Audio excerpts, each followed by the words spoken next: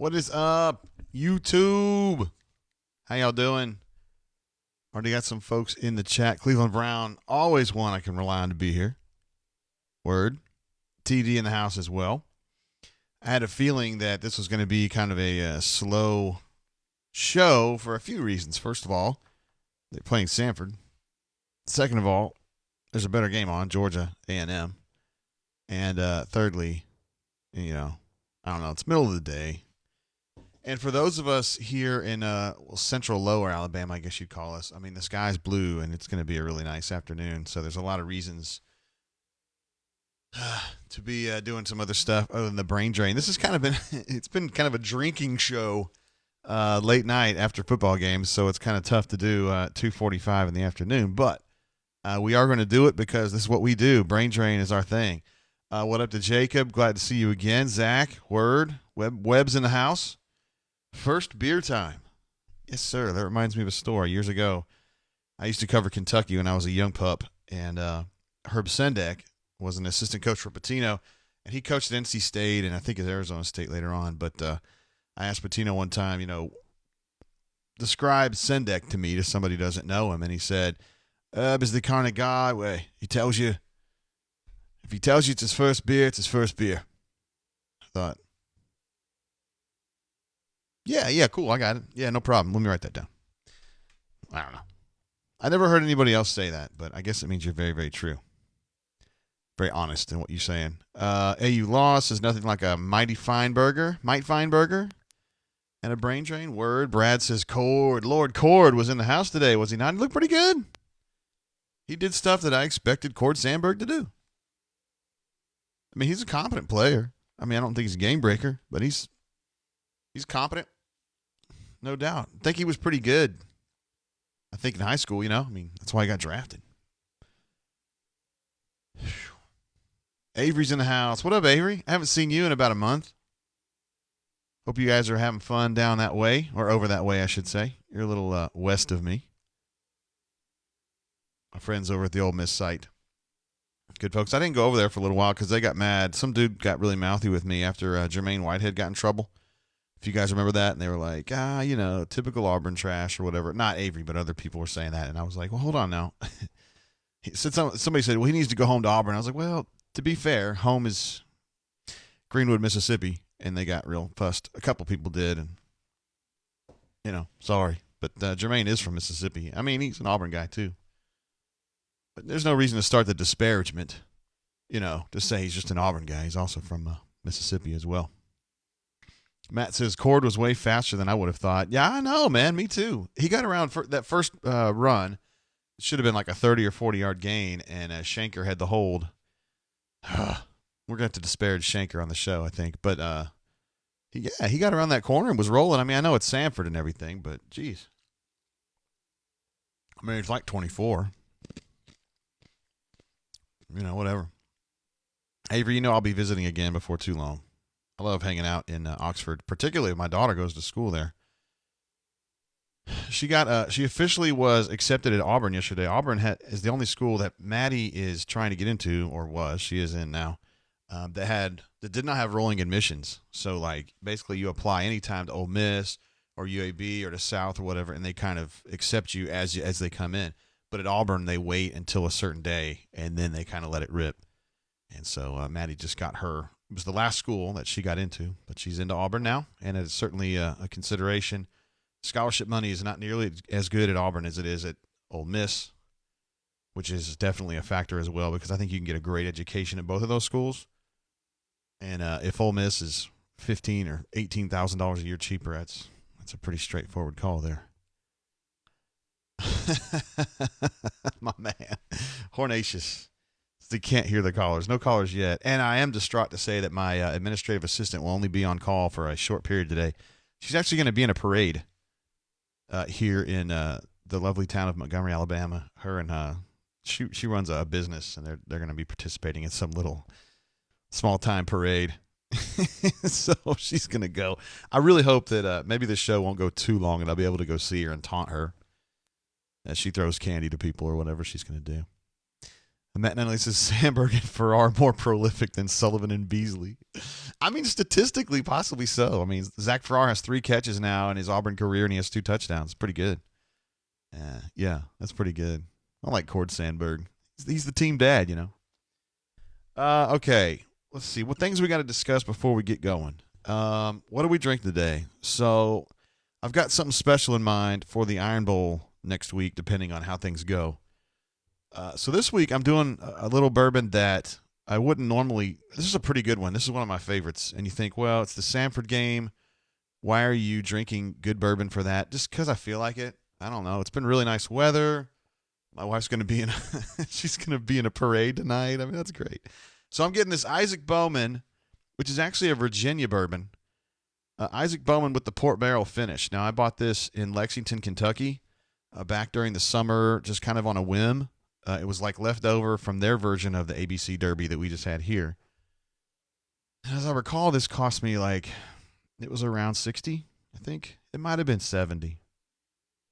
And I was just intrigued because my friend Matty Crouch, who's my ace guy I go to for all bourbon information, he and his wife, Megan, are really, really shrewd when it comes to bourbon. And he had mentioned that Isaac Bowman was really, really good. So when I saw it out in the wild, I snatched it up. Again, this is the port barrel finished version. So this has been in barrels that are like wine barrels. And it is a very satisfying pour. It's not something that I would normally drink, just kind of, on a regular Tuesday, which would normally be that, I've always told you guys, the Old Barnestown Bottle and Bond is the daily drinker for J.G. Tate. Also, Old Forester, if it just gets a little cheaper, that would be awesome. Let's see what we got here. Outcast says Blueberry Moonshine. Man, Jeffrey Lee would be good on that. Jeffrey Lee, I think, has been known to make a little moonshine here and there. I had a sip, and I didn't go blind, so I think that was good. William says, back to the bunker briefly. You don't think Farrar and Hill could perform better than Sal and Wilson? Okay, so Hill is like a flanker, and Zach Farrar is I would call him an X, I guess. He's playing behind Seth. So, no, I don't think either one of them are a replacement for Sal, who's kind of like a thick 5, like a de facto tight end. I think Lutzenkirchen would be a better version of Sal, right? Or you could say Sal is a worse version of Lutzenkirchen. It's kind of like a slot receiver tight end hybrid. So, no, I don't think either one of those is a replacement for Sal Cannella. Now, Wilson, J.J. Wilson, look, man, I don't really understand what Gus does with J.J. Wilson. I don't understand the fascination with that kid. I mean, he's got, it's weird. He's a thick dude.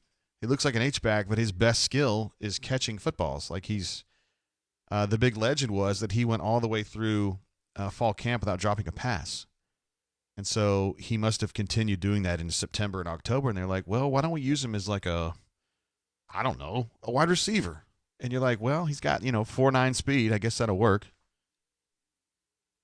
So I don't know. I did not see, Jacob asked, did Sal play today? I didn't see Sal play today. There were some other dudes that were held out as well. I don't think he's banged up, though.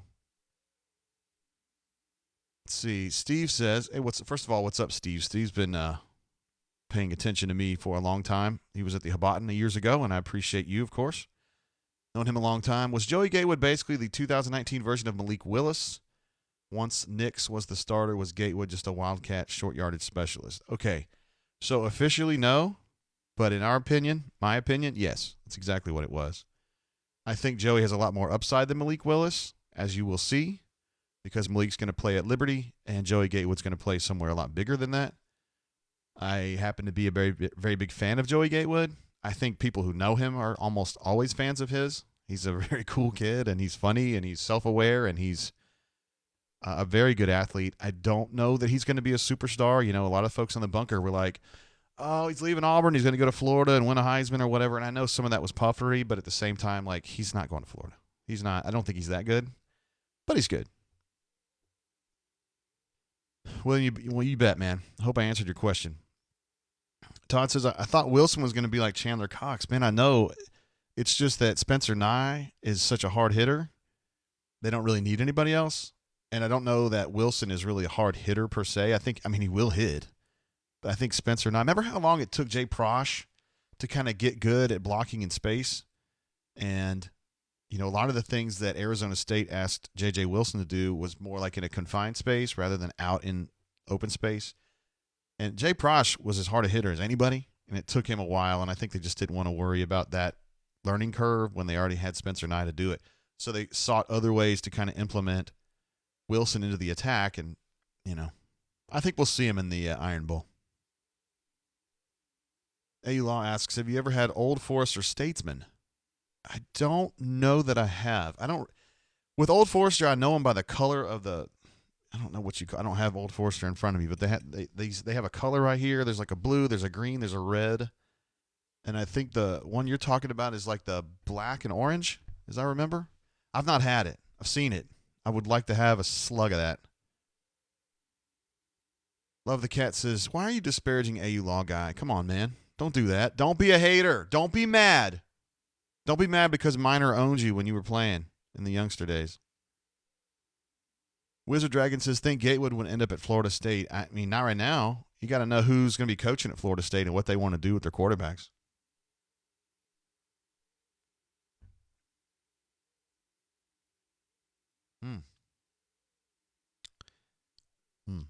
Yeah. Yes, I like that. I like that a lot. You can definitely taste it has like that wine finish on it. It's pretty good. Props to the students for the protest. It is their right. Pistachio, what are you talking about, man? I know you're talking about the Harvard Yale game, but I didn't really understand what that was all about. I don't really care that much. Whitey Panda says, I could only listen on the radio. Did Schwartz get hurt? What was it? And did he go back in the game? So he went into the game. He just started the day with like a band or a brace, like a small brace on his right knee-ish, thigh-ish area.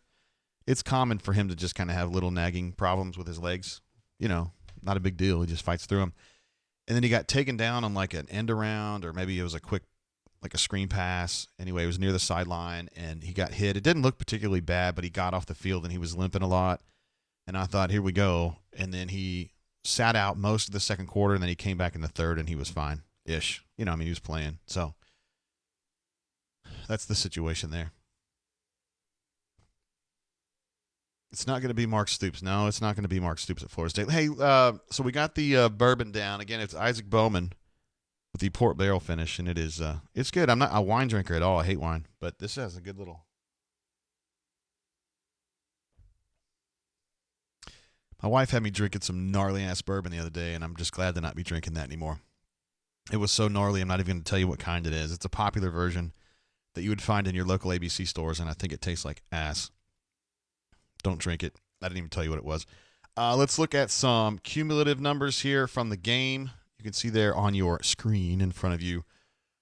Auburn pretty much did exactly what you would expect Auburn to do to Samford in this game. 544 total yards to 114. It's the first time Samford's been shut out in 19 seasons. I mean, I know it's Samford, but that's a span of 220 games. It's impressive.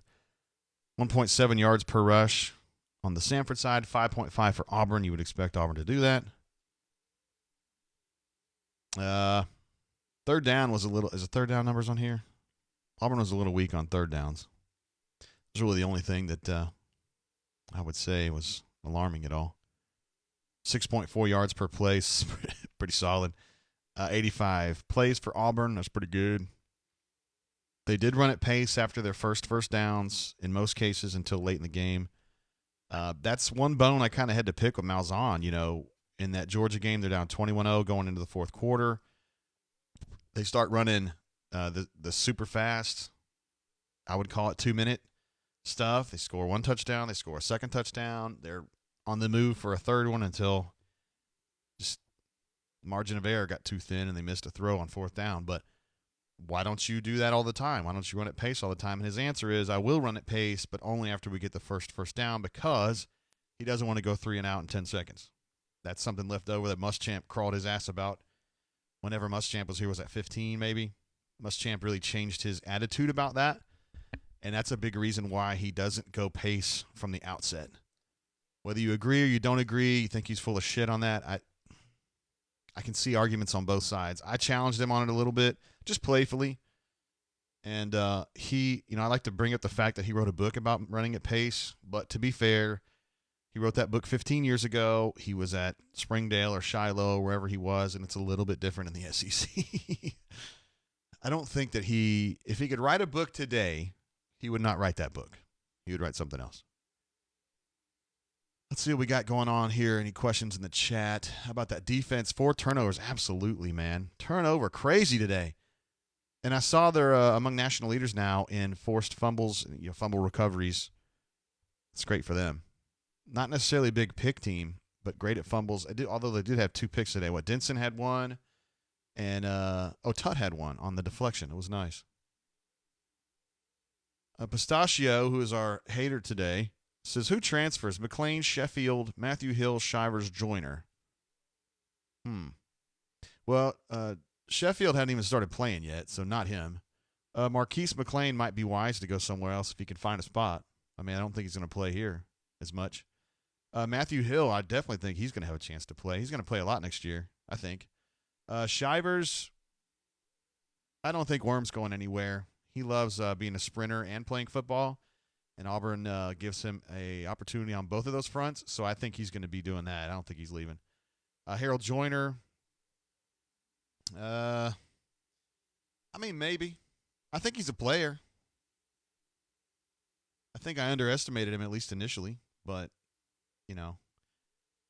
DJ Williams is going to be here a while. Booby's still got, 2 years left? I don't see Shivers getting ahead of those. I'm sorry, I don't see Joyner getting ahead of those 2 guys. So maybe. I don't know. Does Bo look at any receivers other than Williams? It's a good question. I think Seth had 9 targets today. Schwartz had 5, I think. Seth had 20 targets in that Georgia game. It's ridiculous. I don't really blame Bo as much on that as I think Gus sets it up that way. I think Gus, after the Florida game, he thought that Bo got overdone on reads, and so he cut him way down, and I don't think he's really added a lot to it, so it's more of a 1 or 2 read thing. Although, if you saw today, and I know it's the Samford game and nobody really gives a shit, but Bo was effectively getting down to his third option a couple times because there were some RPOs where he had his first option was a handoff if he wanted to hand it off. The second option was an RPO slant, which he didn't do. The third is kind of like that sidearm zip to Eli Stove on the outside, and he did that twice, which is a third read. I have not seen a third read from Bo since the Florida game. So maybe they're expanding a little bit getting into this Alabama week. I don't know. We'll see. Grindhard says, why would Sheffield and Joyner and Shivers transfer? These are good questions. I just don't really see it. Matt says, you see Gus giving the ref grief when they ejected Sherwood. Said we've got the Iron Bowl next week. Yeah, I don't know how I feel about that Sherwood. He definitely didn't launch into the quarterback on that one, which is kind of what they're looking for. But you can't fuss too much because it was helmet to helmet, and he kind of came up into his chin. I don't know. I don't know. I thought it was 50-50. I hate it for Sherwood and Auburn because I think he's been playing at a really high level. He's been a real plus for them these last, month, 5 or 6 games. Sherwood's been insane. And he's going to be really good next year. So they're going to miss him a little bit. But he usually is in there for Denson, and Denson can play. He's good. Let's see what Ed says. Instead of scripting the first 15 plays of the game, script the first 3 plays of the first 5 series to get the 10 yards. It's an interesting idea. Grindhard says, hell yeah, you underestimated Joyner. Well, dude, he started the year as the 5th tailback. I don't really know what you're expecting me to think about him. He wasn't getting a lot of reps with the Orange team in 2-a-days. I can't even really tell if he's worth a shit. You know what I mean? And, the talk on him was that he wasn't super tough. So if he's going to be a 6'4" tailback and he doesn't have that just meanness that Brandon Jacobs had, I don't know that he's going to be really good. And I still don't know that. He has absolutely eaten up Alabama State last year, Arkansas this year. He had a nice play today. He should have had a nice play against Georgia, but he's kind of a role player. I don't know. I'd like to see more from him, but, I'm not going to sit here and say he's an NFL-type player. We don't know that. Grindhard says, does Auburn have to be +2 in turnovers to beat Bama? That's a good question. Randy Floyd says, see Matthew Hill get left hanging on the handshake to DJ. I did, man. I retweeted somebody who'd sent me that video. He kind of went out for a high five, and then he got the DJ turned away, and then Matthew Hill kind of gave himself one of these and one of these. It was pretty damn funny. I laughed really hard at that one. And the time I tweeted it out as well when Derek Brown knocked the right guard backward on his ass and then stepped on him on his way to getting a quarterback hurry. I thought that was, if you play at Samford and you got to go against Derek Brown, I mean, you got to know that that's going to be that's a bad situation. That's a hazardous situation. All right, so here's a look at the cumulatives. Let's switch over to the Auburn stats today. Mr. Bo Nix, 15 of 23, 150. Touchdown, no picks. Solid day. Not asked to do a whole lot. They were there to run the ball and get out. And that's what they did. Don't do that. Don't give me attitude. Cord Sandberg, 5 of 7, 84. 2 touchdowns, both to Farrar. Looked pretty good. As we were saying earlier when we first started the show, quicker than we thought. Definitely, I thought so. Seth Williams, 4 catches on 9 targets. A lot of throws to him early, like the 50-50 throws or whatever that got knocked down. That Samford cornerback was playing, man. I mean, he was in great position against Seth the whole way. TD's giving us updates on the Yale-Harvard game. I have not been able to see that, brother. Not real into that one. So Seth, Schwartz, Matthew Hill gets 3 catches. Booby gets 2. Zach gets the 2 for the touch. Eli had those 2 screens. Marquise had a great catch. Remember that one? It was a kind of a so-so play, but he did a spin out, got into the open field, and it took 8 Samford guys to get him down. He's a physical player now. Pace Osment gets on the board with a 13-yard catch. Joyner, of course, had the touchdown catch there to finish off a strong drive early in the game. And some other dudes, McFadden, I don't even know him. Sean Shivers leads the way with 9 carries for 55 and a touch. He's too much. I mean, it's weird. You watch Shivers and he's just not that great against the really good teams because he doesn't have enough shake, I don't think. But when it's Samford, he's way too good. Booby and DJ kind of getting equal carries there. Cam Martin got 8 carries, but they were all fourth quarter, maybe late third. They didn't even put Cam into the second half, which is the way I think it should be. And then Cord, 6 carries, 31. Showing a little athleticism there. Interesting. He's pretty good. A couple more questions before I open up the phone lines. Oh, I got to go through a couple of the things that I noticed in the game, too. Sandberg with the God tier rating. Yes, it was 200 or something like that. Let's see. 266 rating. That's pretty good, huh? Quarterback controversy. Just teasing. Matt Nunnally, someone mentioned earlier that Steele was so hot even from the start, and Matt says I'd be heated too if with all those damn offsides call. I think Auburn had, was it 3 penalties defensively on that first possession, on Samford's first possession? That's way too much. Kevin hates that shit. Drives him crazy. Chris S. says, who the hell is Will Appleton? Thank you for spelling it with 1 L. I am sensitive to this because my best friend from childhood is named Will with 1 L. Will is a walk-on who's like the 3rd or 4th dude. Now the 3rd dude. Charlie says, does this game help Gus's standing at all? Yeah, I think this really sets it. We need to talk about Gus a little bit. We'll probably do that when we get on the horn a little bit later. But those of you who are eagle-eyed watchers of the bunker know that I predicted probably, was it 6 days ago, that I didn't think Gus was going to be the head coach at Auburn next year. And I left it open for interpretation as to whether that meant he was going to get fired or he was going to just leave on his own. Alan Green, I talked to him Tuesday in his office for a little while, and we were just talking about different stuff, and it was off the record, and I'm going to keep it off the record, but I never even thought to try to make that anything on the record there. I mean, if I say, hey, Alan, I need some quotes or whatever, I guess he would give me some, but I just never thought to write a story about, is Gus safe? Because, I mean, that's Alan's job is to tell you he's safe, Of course he's safe. And he's 7-3. We knew he was going to beat Samford. He's 8-3. I don't know where they are in the playoff rankings, but they're in the teens. I mean, what are they, 15, 16, something like that? I mean, he's still a pretty good ball club. Not good enough to beat Florida and LSU, Georgia, but still pretty good. Grindhard said he should be judged off his full body of work, not just 1 or 2 games. Yes, that makes a lot of sense. You're being rational about it, and a lot of times things that go on at Auburn are not rational. That would be my answer to that. Where the hell? Dan says, where the hell they been hiding that 25-year-old ball player? I know, man. He looks really good against Samford. We'll see what he can do if he ever gets a chance against a bigger team. He might be great. I don't know. Certainly old enough, right? Kelsey says Sandberg got that zip on the ball. I don't know if do you mean it was in a Ziploc? He didn't have a lot of pace. I didn't notice. Chris Law says Bama 14, Auburn 17, book it. All right. We'll do it. We'll book that. I think Auburn would take that. So Alan Green is not inclined to fire Malzahn, I think it's fair to say.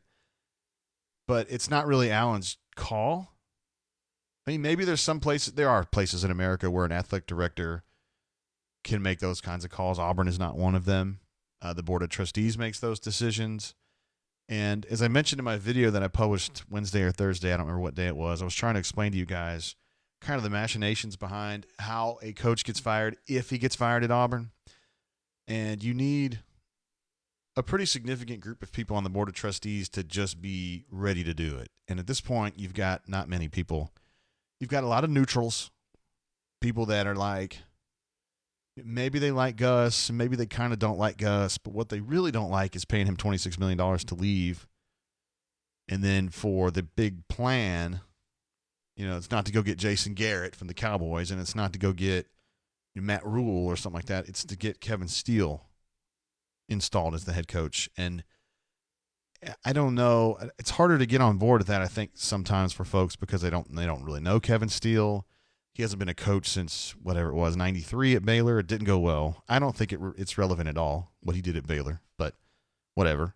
And he hasn't been a head coach. And, one of them asked me, one of these neutrals, in a conversation I had this week said, let me ask you this about Kevin Steele. Which school should I be worried about taking Kevin Steele to be their head coach? And I thought, that's a good question. I don't know as though there's anybody out there. I don't know if Auburn's having to fend off anybody to get Kevin Steele. Not that he hasn't done a tremendous job. He has been. I think he deserves to be a finalist for the Broyles Award.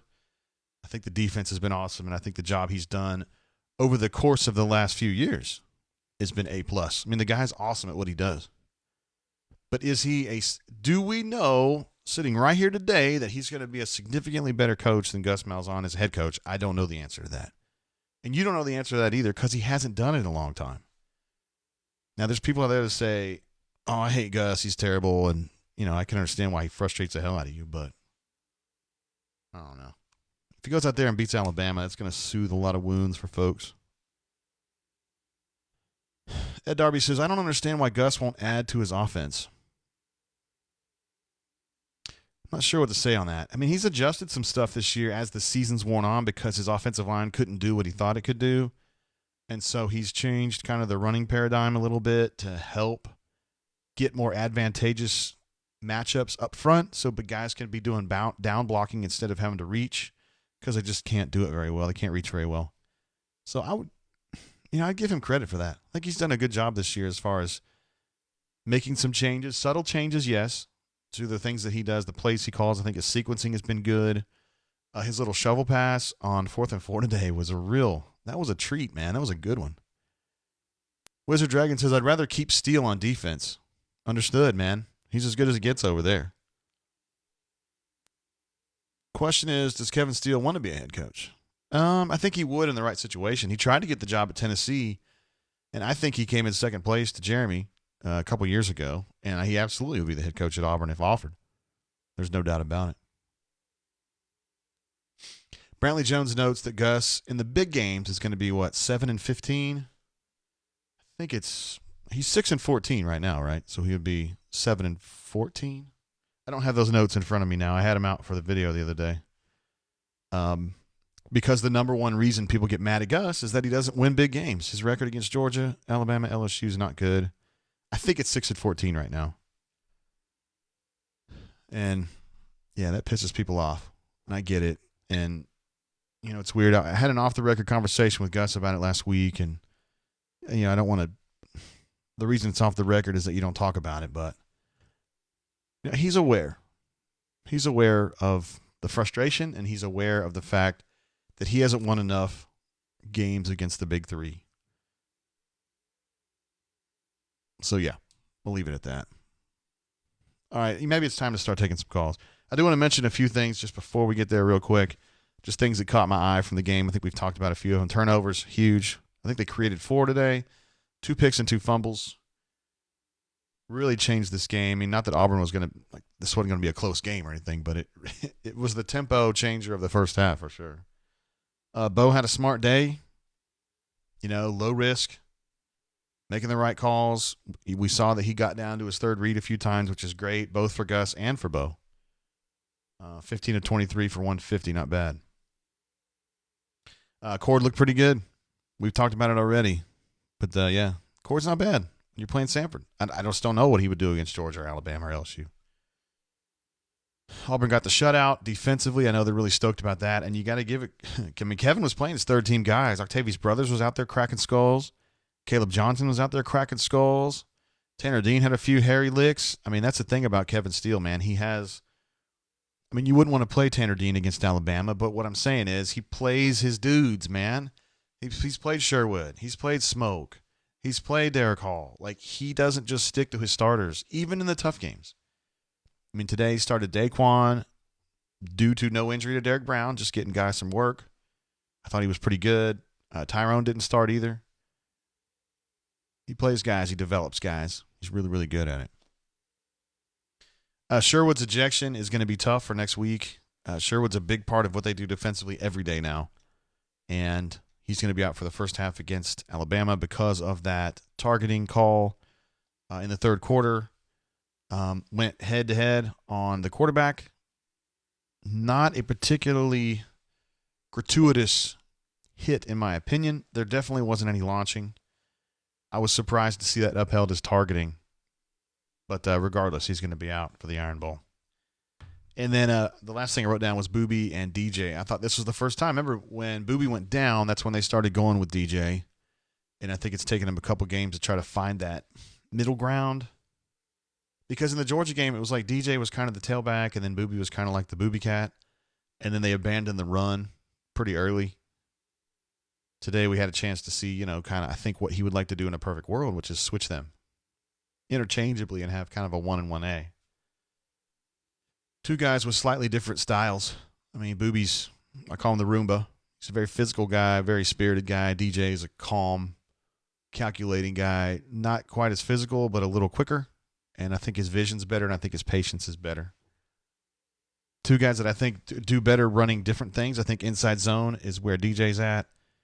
And I think the one-back power or the split zone is probably more up Boobie's alley, so to speak. So they've got that 1-2 going into the Iron Bowl, and then you've got Shivers and you've got Cam Martin and Joyner to kind of provide that off-speed pitch if you want it.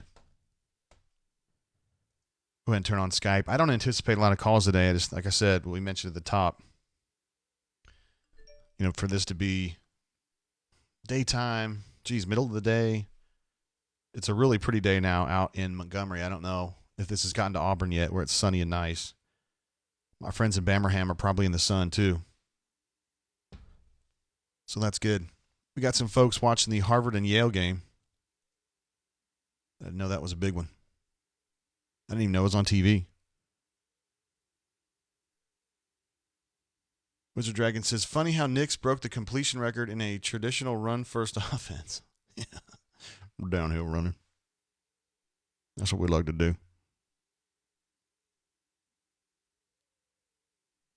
Malik is a stud. Of course, everybody likes Malik. Why wouldn't you like Malik? Let's see what's going on here. See if we can get Jay Lee on the horn.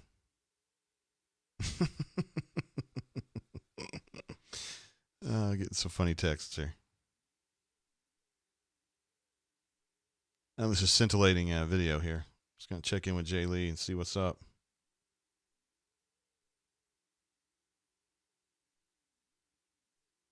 Had a message from someone the other day. I don't want to name any names, but he may be in this chat right now.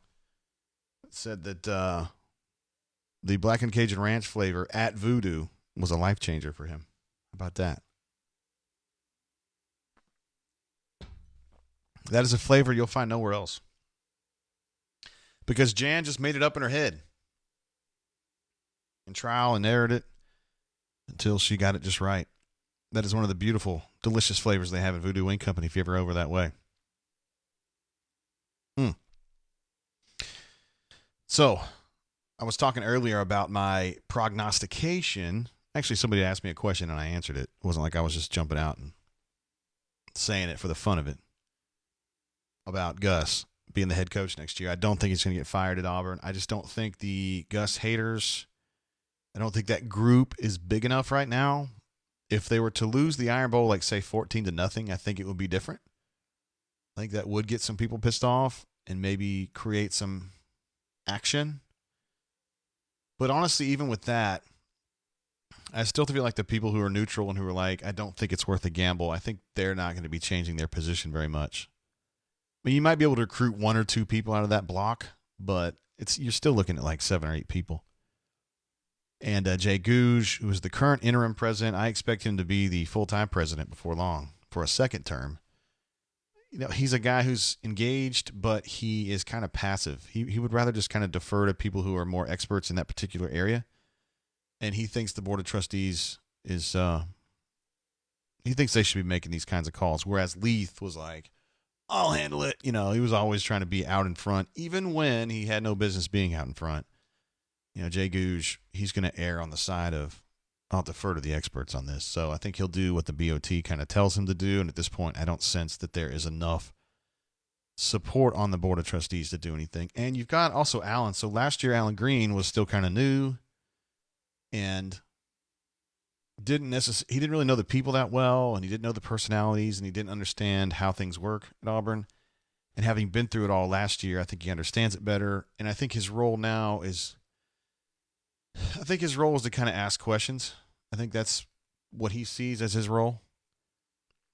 So if somebody comes to him and says, you know, we got to make Gus go home today, you know, Allen would be like, okay, let's talk about this. How much do you think that's worth? Who do you want to get? How much are they going to cost you? Are we sure they're going to be an upgrade? Are we sure they're going to be a 10 or 11 win coach? Have they shown that? Tell me why you think they would be that if they haven't shown that already. Michael Duncan, I'm not saying anybody's name on that, okay? On the Black and Cajun Ranch thing. So Allen asks the questions. And then I think he takes the answers and he puts into action whatever those are. I think that if there were, 8 people that were like, he's got to go, I think Allen would then push that. But he doesn't sense that. And I don't think that's where it is right now. I don't. I know the bunker's tired of it. And my position, my position doesn't really matter because nobody's asking me seriously about, it's not like Allen comes to me and says, what do you think? The bunker really wants, I think most of the bunker wants Gus fired yesterday, frustrated over the losses to Georgia, Alabama, LSU, and thinks that he's not making progress in that way. And I mean, that's a true statement. He loses way too many of those games. So I get it on that side. I just don't. And I like Kevin a lot, but I mean, as the head coach, I don't know. There's not a lot telling me that he would be a great head coach. Because if you look at it this way, so Kevin's on top of his game right now, right? Defensively, they are so good. Both at calling plays, like game day management, and then roster management. We talked about it earlier. He's got 3 layers of dudes, and he plays them. So if he has a linebacker go down, he's got 3 more that have played, and they're ready to jump up. But does that mean he's going to be a great head coach? Because Gus was doing that stuff too. When he was at Auburn, as a coordinator, the numbers were gregarious. And he had Cam Newton, but he had Cam Newton. I mean, it's not a detriment. And then he went to, well, it sucked in 11, didn't it? And then he went to Arkansas State, and he and Rhett did some great work there. And then he comes here, and in 13 with Nick Marshall, they put together incredible numbers. In 14, they still had really good numbers. And he's tailed off a little bit since then. I don't know, as though Kevin Steele, I mean, is he going to be great 4 years from now? I mean, when they hired Gus, he was at the top of the game on the offensive side. Let's see what's going on here on the chat. Toe says, ITAT is the only board that has any meaningful support left for Gus. Yeah, among the message boards, maybe. But those aren't the people that make the decisions. Webb says if he loses to Bama 14-10, he's done.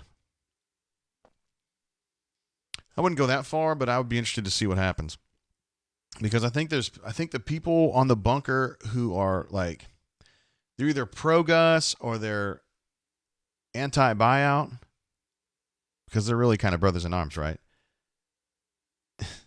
They think they're taking their victory lap, like Ayler and Rice and those folks, Jim and Scranton. They're taking their victory lap, like I told you so, and just don't know, man. I just don't know.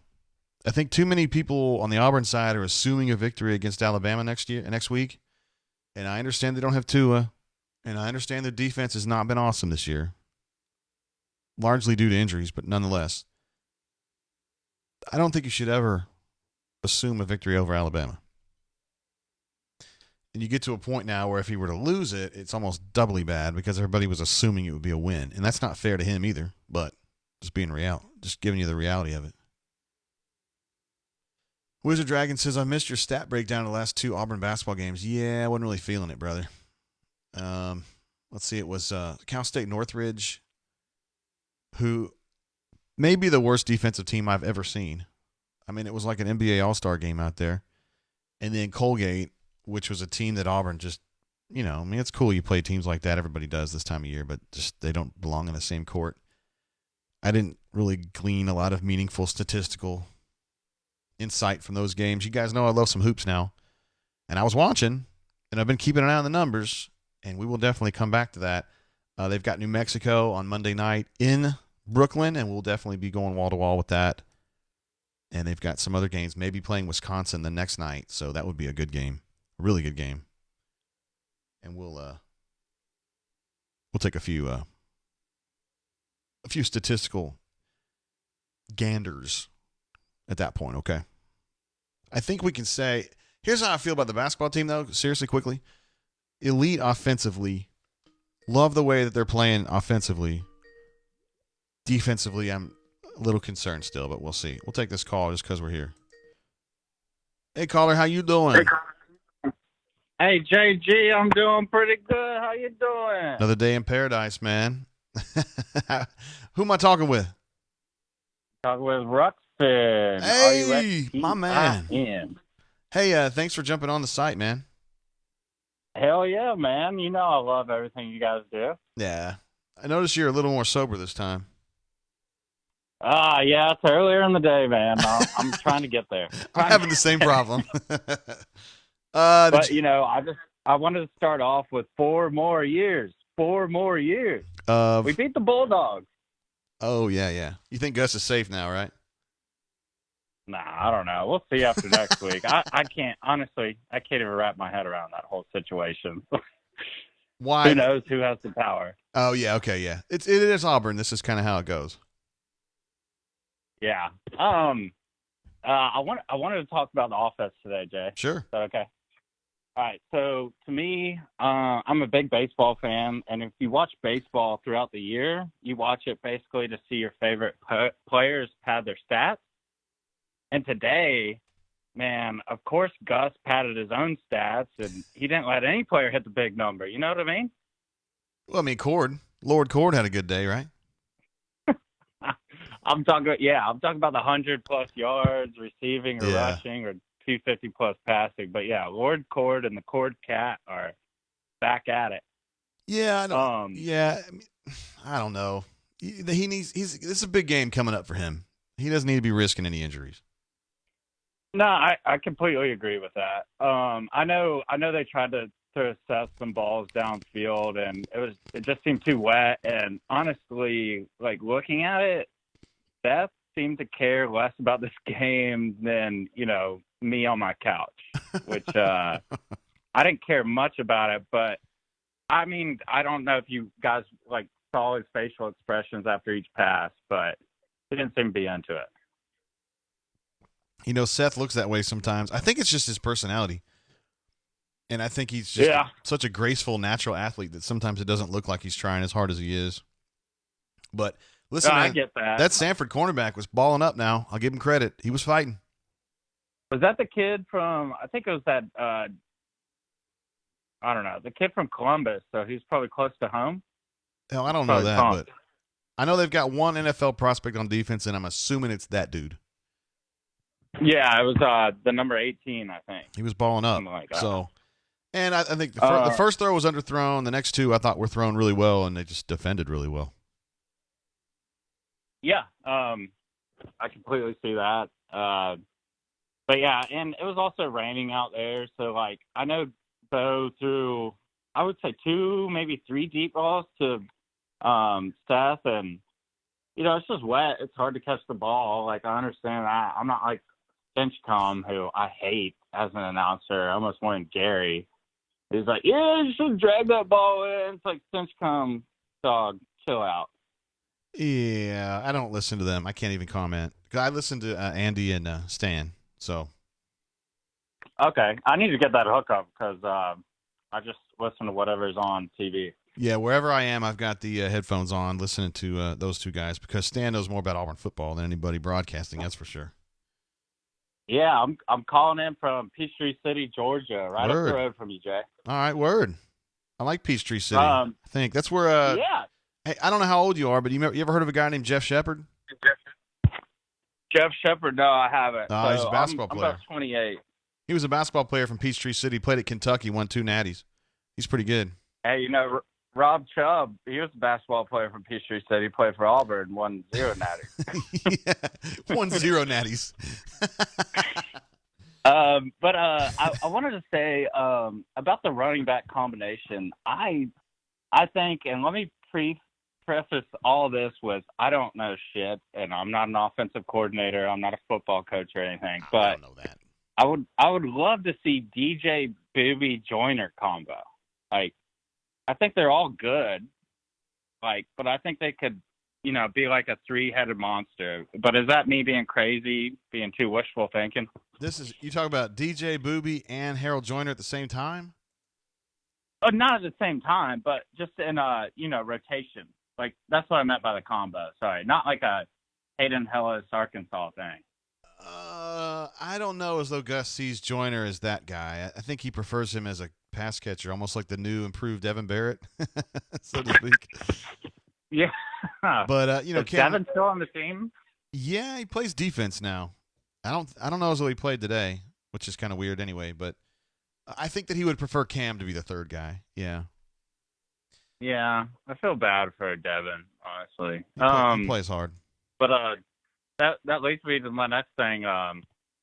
Like Shivers, he's shown me nothing this year, and I know a lot of it goes to the O-line, but Shivers looks like a way worse version of Cam Martin's first year here. And it probably goes back to the O-line, honestly. But wasn't Cam good his first year here? He had like 7 yards of carry. He was a change of pace guy. To me, he was always kind of a catch-first guy. And then he had that big drop against Georgia. What was it, 2-3 years ago? I don't know. He's been all right. Shivers is way faster, but he doesn't have any shake. It doesn't seem like he changes direction very well. So to me, he's like a worse Corey Grant.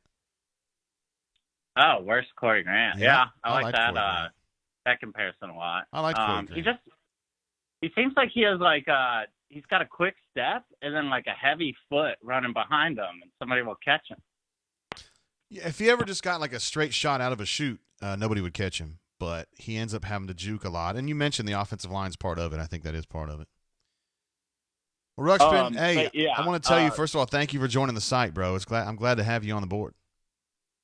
hell yeah, man. I honestly, man, I've been on the site before, like working, and I've been under a different username before. But today or this week, I joined, and man, I'm looking through a thread. I took a screenshot of the threads on the site earlier on Tuesday, and it's Doc Dumpster posted about pounding moonshine, watching Chris Lee Knows Best.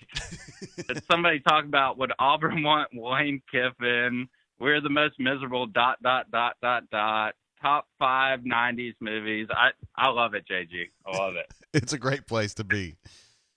It is a great place to be. It's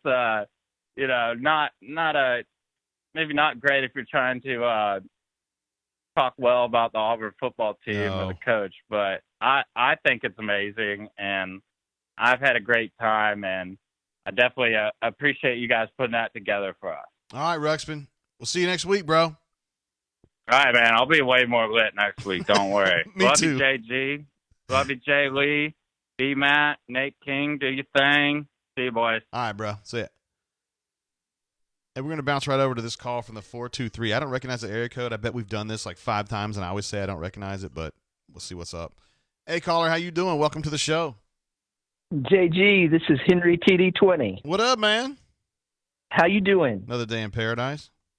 Hey, your bourbon looks delicious. It looks amazing, so I'm glad you're enjoying some here this afternoon. You're from, your phone anyways coming through on area code 423. Where's that at?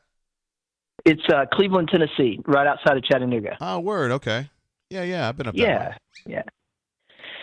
So, well, I just wanted to call in. I appreciate all you do, man, and particularly the show is great. I'm addicted to listen to it after a game, so I appreciate that very much. Yes, sir. Glad to have you here. Is this your first time calling in? It is. Yeah.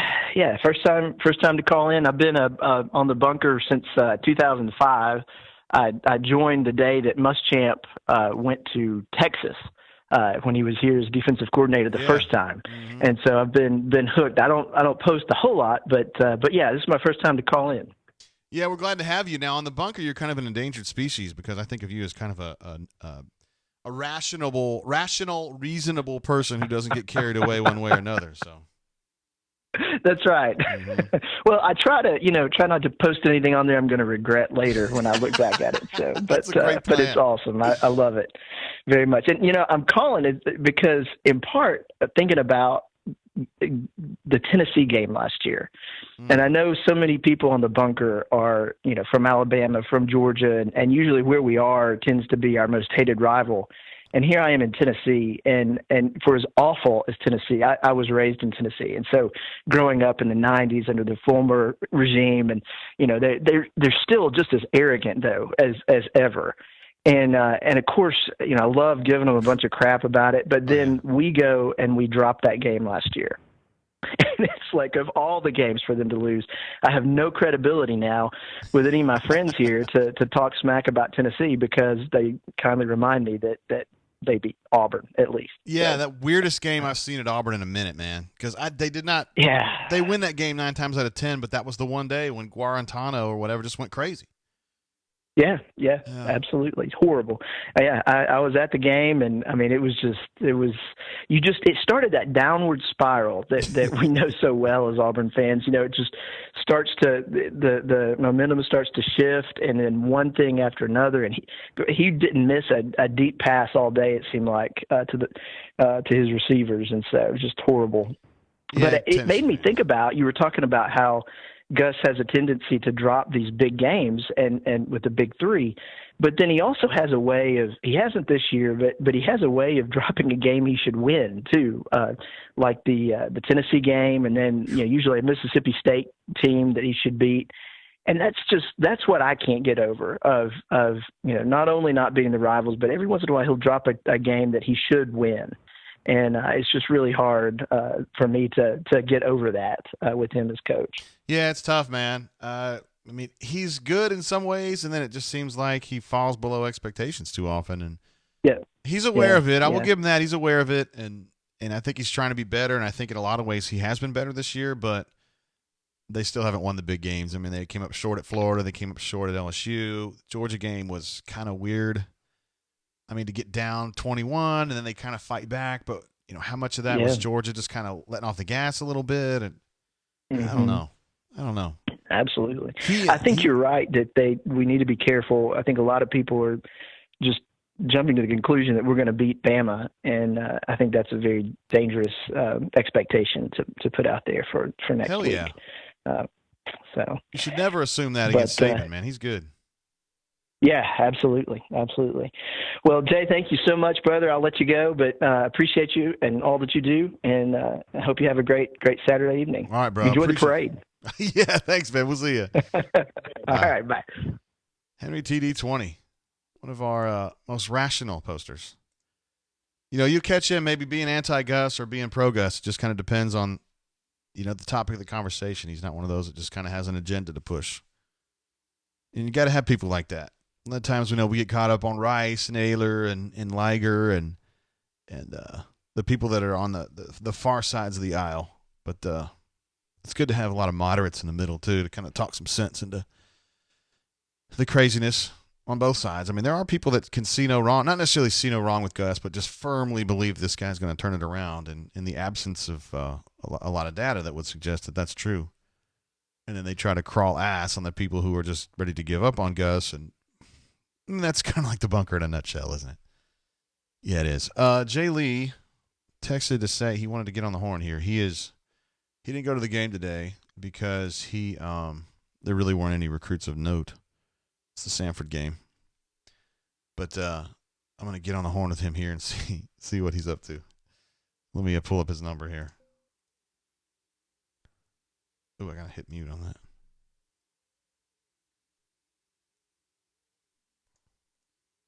There he is. Let's see if we can get him on the horn. Hopefully you can hear this ringing. Damn, it didn't do it. I love it when y'all can hear the rings.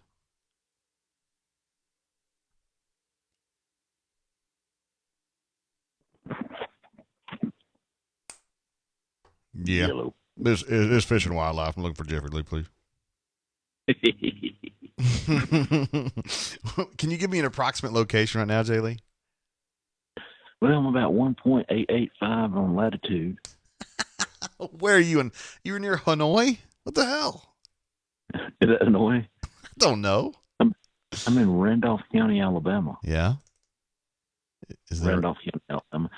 And approximately 2 miles southwest of Woodland High School. Oh, okay. And you're being quiet because you're chasing something that you don't need to be very loud for, right? Well, I'm always in rut.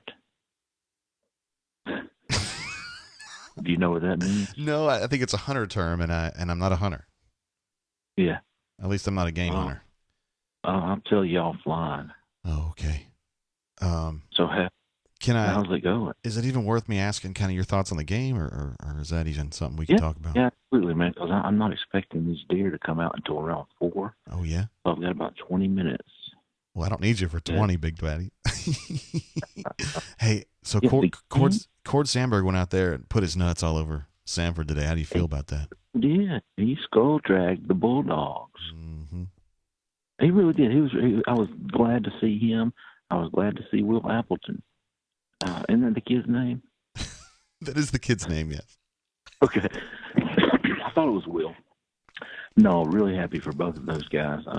But overall, that's exactly what you would hope to see, from the number 15 Auburn team in the country against a low Samford Bulldogs. The defense was dominant. Yeah. I'm glad to see they got a shutout. That was my only lingering problem with the defense is they hadn't been able to secure a shutout this year, but went out and did that. Really didn't. I think Samford got inside maybe the 30 once. Yeah. So yeah, very impressive performance by the defense. I loved Jamie and Sherwood. I thought he was incredible.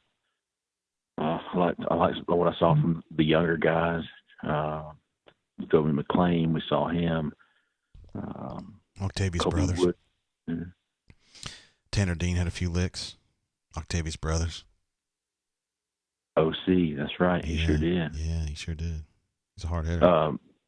Stone, Stone looks good. Jaron Handy. No doubt.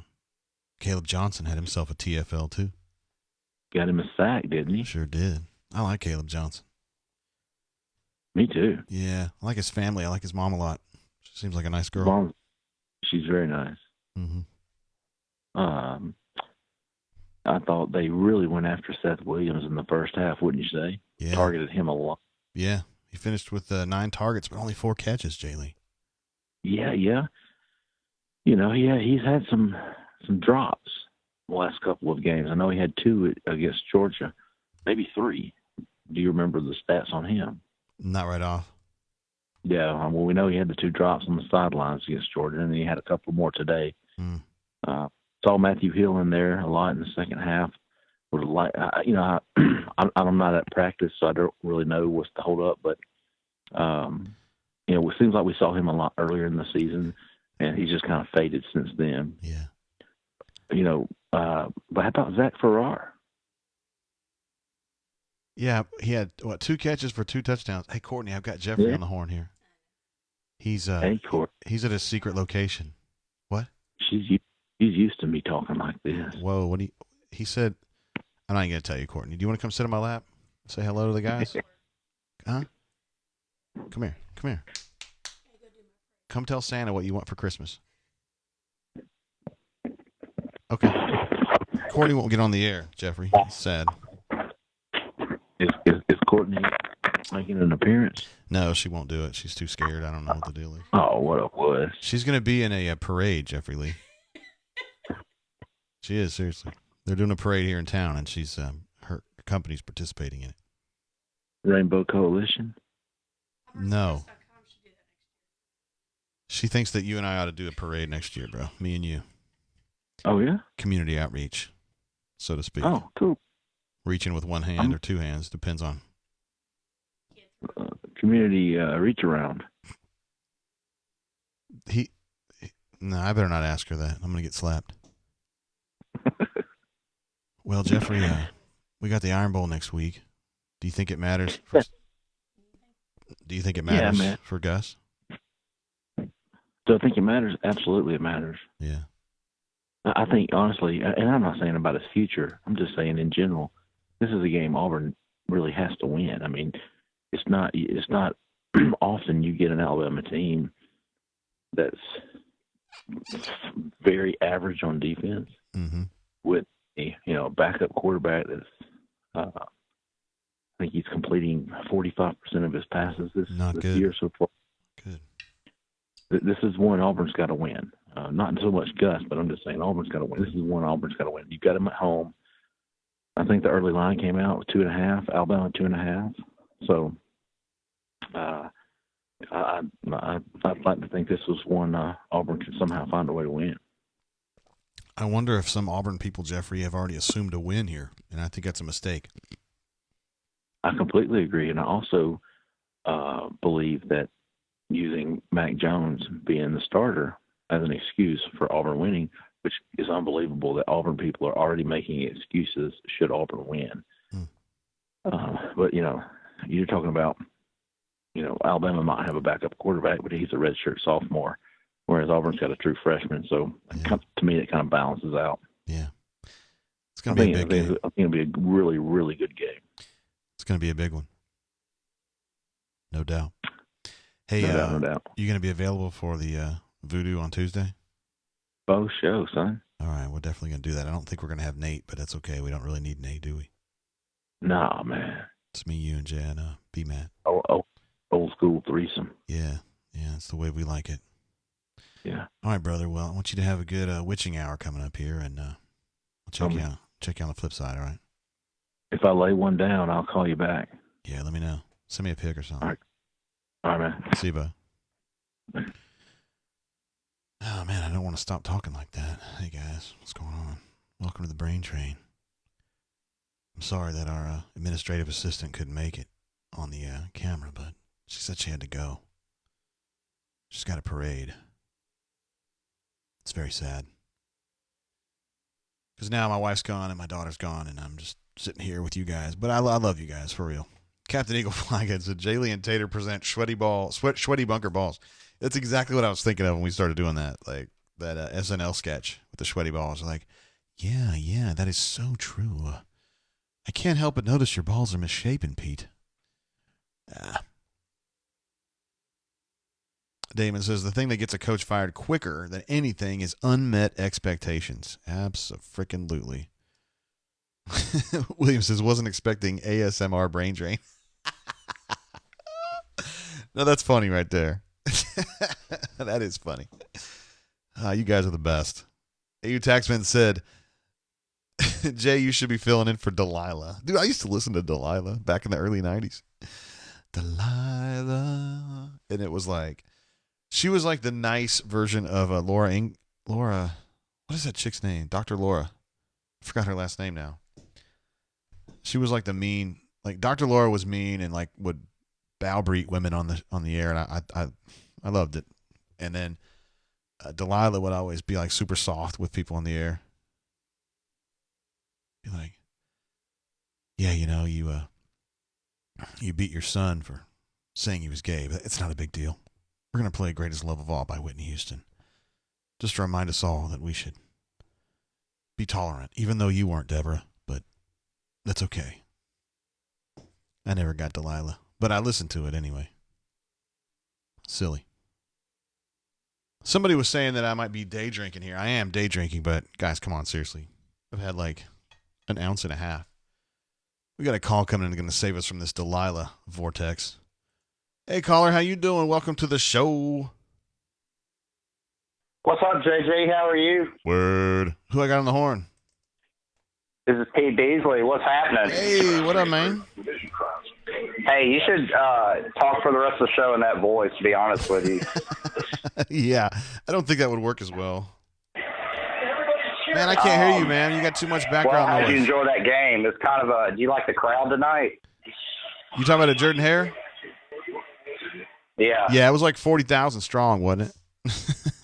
Yeah. Ugh. But I mean, it was raining. I don't know what to do with these. Yeah, it was pouring. Especially like halftime, start of the second half, and it just kind of it looked bad though. From a TV perspective. Yeah, but again, it was Samford. It was raining. People are pissed off at Gus. It's Thanksgiving weekend. The students are gone. I mean, there's a lot of things going on there. Yeah, I hear you. Well, shout out for those that stood out there in the rain.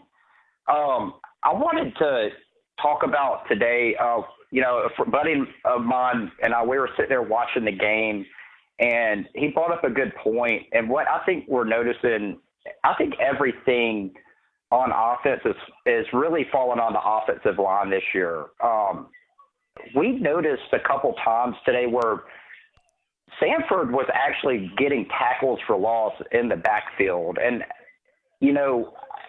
I don't really want to blame J.B. Grimes. I know he recruited some of these guys, and, you can only develop players to a certain extent, but this group as a unit is probably the most disappointing unit of the whole team for me. And I'd like to get your take on it as well, because in the preseason, Gus told us that they thought this was going to be a strength. And I think it's the sole reason why everybody's getting pissed off at Gus. And this offensive line just cannot get any push on first down. And I want to get your thoughts on that. The bunker would be mad if I told you my real thoughts, but I'll do it now anyway since we're not on the bunker. The offensive line has been disappointing. I think that Gus Malzahn micromanages it, and I think that he dictates. JB makes the decisions that he wants, not the decisions that JB wants. And so I think if we left it to JB, I think there'd be a couple guys that would be playing that haven't played yet or haven't played much, and it might have made the team better blockers. Right. I mean, you look at that 13 and 14 years, at least we had guys, all I want is just a push up front, especially on first down. And Gus is a good play caller when he does get 4 and 5 and 6 and 7 yards on first down. That allows him to get in rhythm, and it allows him to call plays in rhythm. And I think he's excellent when you get a good first down play, especially a run. When you run up the middle, everybody says, run up the middle. Well, when it's working, it really allows Gus to open up the rest of his playbook. And another point that me and my friend were talking about too is, in 13 and 14 with Nick and even with Cam, when you run up the middle and you hammer it and you're getting 5 and 6 yards and then your quarterback pulls it and gets 20 yards, Gus you can pretty much call any play you want to because the defense is so tired. And it's so frustrating to watch, and it's because of lack of recruiting, obviously, watching this offensive line, because they have not developed from last year. You think all this experience, these guys would get better, but these guys cannot get a push against a quality defense, and I really think that's the downfall for this year's offense. And, ultimately the Gus, the blame's on him, but I really attribute our struggles mainly to the offensive line. I really do. I think it's a big part of it. Go ahead. I think it's a big part of it. I think Bo has not been as good as a more experienced quarterback would have been, but that is not an excuse. That's on Gus. He needed to get Kelly Bryant in here, and he didn't get it done. Heard that. All right, quick basketball question. Yeah. I really like what I see from the team. I talked about McLemore before the season started, and I got your opinion on him. I'm a really big fan of Mac. And we talked about him and Wiley. And what are your thoughts after Game 5 with Wiley starting? I'm still of the opinion that we need to start McLemore. I hope into preseason. I'm not going to question Pearl, but I'm curious because I don't really know why he's starting Wiley right now I think McLemore should definitely be starting because he's fast. I go back to last year and I remember all the fast starts like Jared and Bryce, and we would just run, and we looked like pit bulls on crack when we'd start basketball games last year because we were so fast. And when you have McLemore, we're just such a more faster and athletic team, and we can switch defensively, we can run, we can push tempo on defensive rebounds. We can really push the pace more than what Bruce likes to run. And why do you think Wiley is getting the nod at the starting lineup right now over McLemore? Hey, and I'll let you go. Love the show, and I'll talk to you next week. All right, P. Beasley, appreciate you, bro. Decent question there. So why, if McLemore, obviously he's been playing at a pretty high level, at least the last 3 games. He stepped it up in the South Alabama game, then he's been good since then. So I think that's 3 games, yeah. It's because McLemore's not really a center. Like, I think in a perfect world, he's a power forward, he's a stretch 4, and they would rather not play him at center. And he just kind of learned how to play center again. You know, they dilly-dallied with him a little bit when he was younger, and it didn't work out. And so they moved him to 4, and they left him there.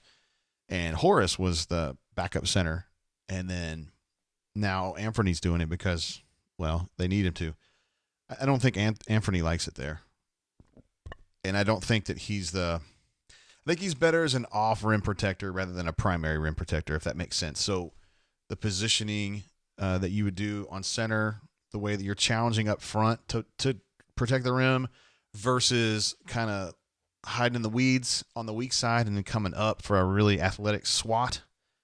I think that's what Ant prefers to do. And I think Stretch is the kind of guy who's more of the 5, even though he's not built like Wiley and he's a different kind of athlete. He's a lot more bendy and pliable than Austin is. Because to me, Austin kind of looks like an old man almost. He's not, but he kind of plays like that a little bit. And then Stretch is like a kangaroo. Like he's like Horace, you know? Like I don't think he's going to have, I think he's going to have more specificity and skills than Horace did, but I think he has that bouncy, bendy thing that Horace had. So anyway, I think Stretch is really the long-term answer at 5. And then I think Ant, I know he's a senior now, but I think he's better at 4. Defensively and offensively. Maybe offensively might be better at 5 because that's even a better matchup for him. But even as it stands, I mean, he's taller than most of the guys he's going against. He can bounce higher than they can, and they don't really want to guard out that far. I mean, the 4s that he's going against. Unless it's Davidson, their 4 might want to go out that far, but in general. I mean, if you're playing LSU or Bama or whoever, their power forward isn't going to want to go 20 feet out. And that's kind of Ant's thing, right? He's a pick-and-roll ball guy. Pick-and-roll roller guy. Sets a pick, ball goes around him, he goes backward, shot comes over to him, he pops one from 3. That's kind of his game.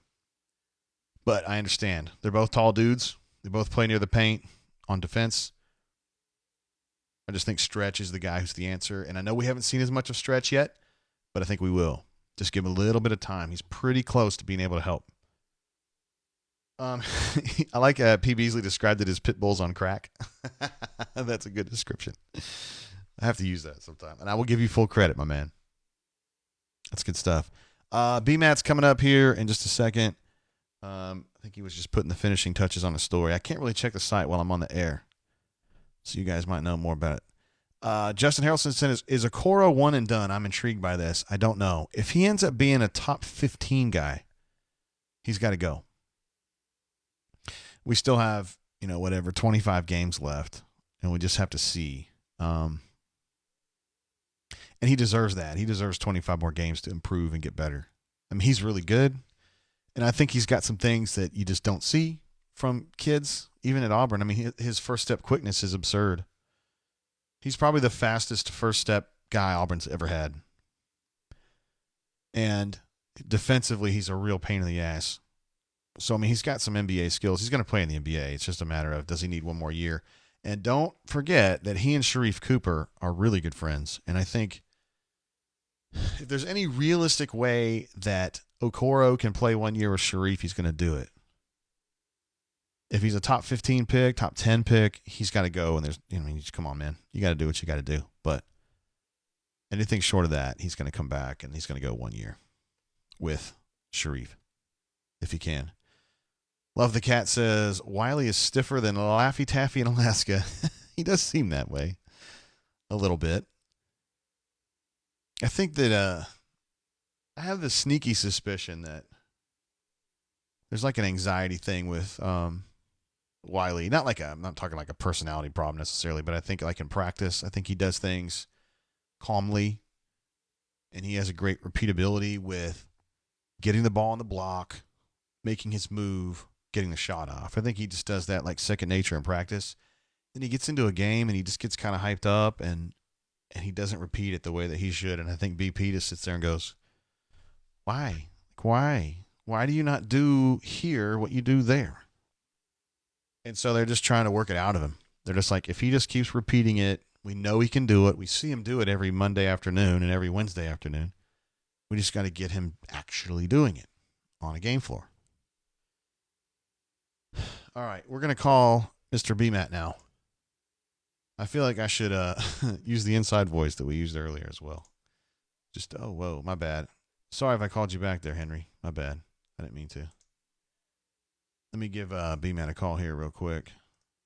And we'll use the inside voice. Wish you guys could hear the ringing. I'm going to get mad at Skype over that. Why are you letting me down? It really hurts. Could this be the first time we never get somebody? What is up? Hey, B-Man, what's going on, buddy? Can you hear me? Yeah, sure. How you doing? I'm in the staircase coming down out of the press box right now. So the double wide, huh? Exciting times, man. Exciting times.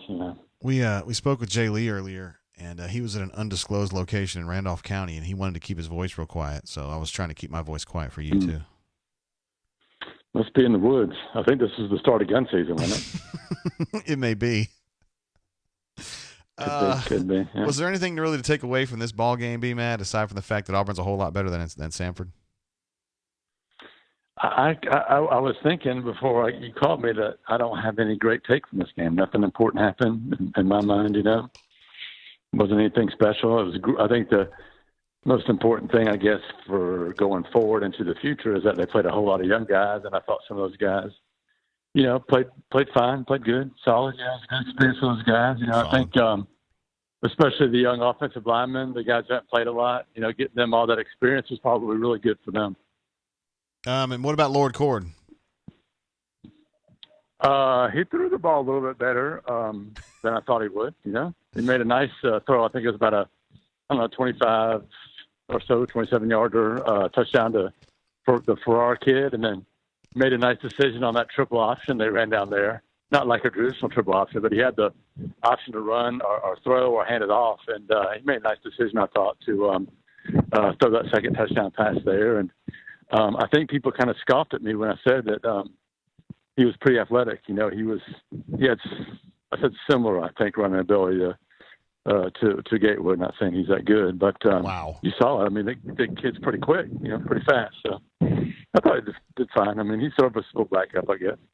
Yeah, he got around that. That was his first run, right? He got around the corner, and then Shanker got called for holding, but that was going to be like a 35-yard gain.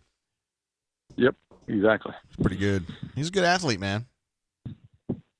Not too shabby. I think he played. Did he play center field or one of the corner outfielders? I don't remember, but he's a pretty athletic dude. And he's one of the best team dads we know, right? Heck yeah, man. I mean, we all enjoyed our crackers and our orange slices. Our drinks after the game. He was handing out to us. It was awesome. Yeah, he had orange slices for the players, but I guess for you guys it was a little bit different. Oh yeah, a little box of raisins. It was beautiful, man. So tell me about how big this next game is. I mean, Iron Bowl's the Iron Bowl, but is this bigger than average? I mean, it's big.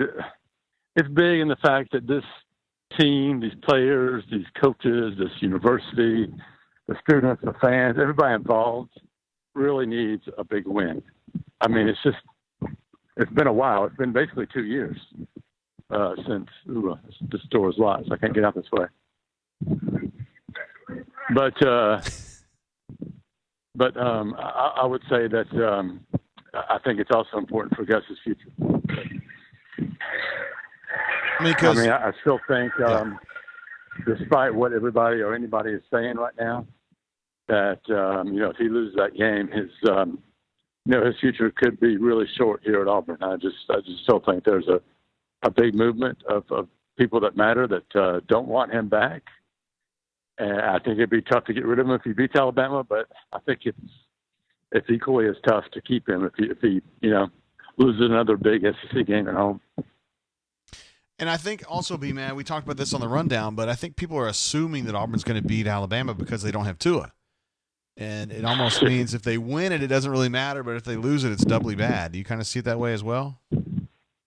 I do, and I wouldn't make any assumptions about Auburn beating. They haven't beaten a really good team since Oregon.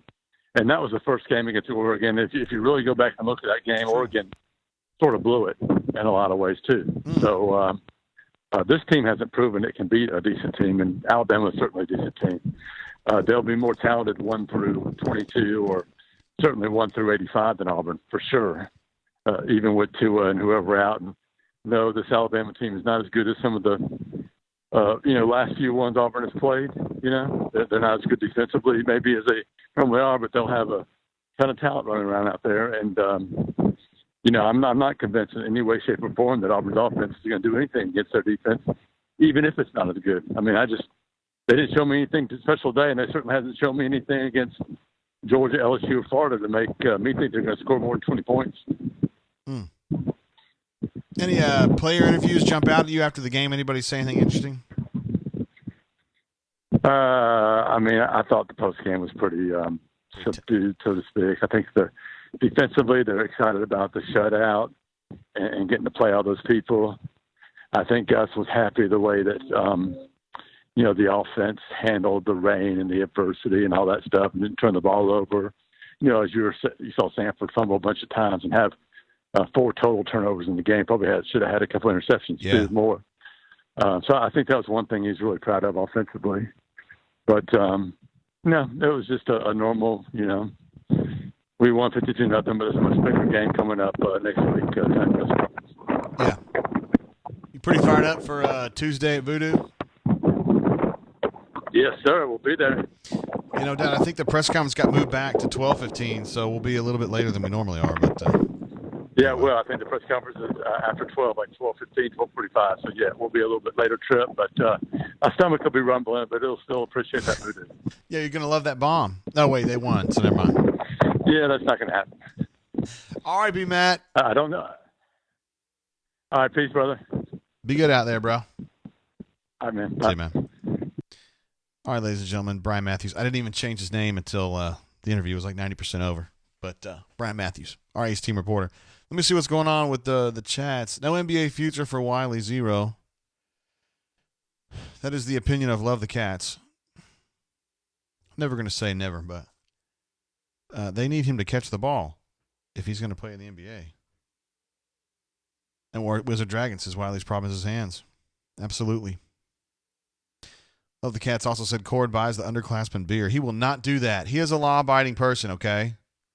How dare you besmirch Lord Cord on the day of his first 2 touchdown throws? God, man, you're such a hater.